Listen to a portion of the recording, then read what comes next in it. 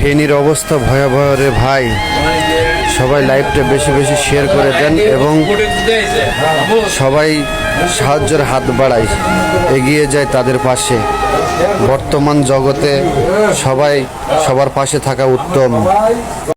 নদীরে তুই ভাঙলি আমার ঘর, তোর কিনারে থাকতাম তুই করলি আমায় সকাল দুপুর সাঁঝে। ফেনীর অবস্থা ভয়াবহ রে ভাই, সবাই লাইভটা বেশি বেশি শেয়ার করে দেন এবং সবাই সাহায্যের হাত বাড়ায়, এগিয়ে যায় তাদের পাশে। বর্তমান জগতে সবাই সবার পাশে থাকা উত্তম।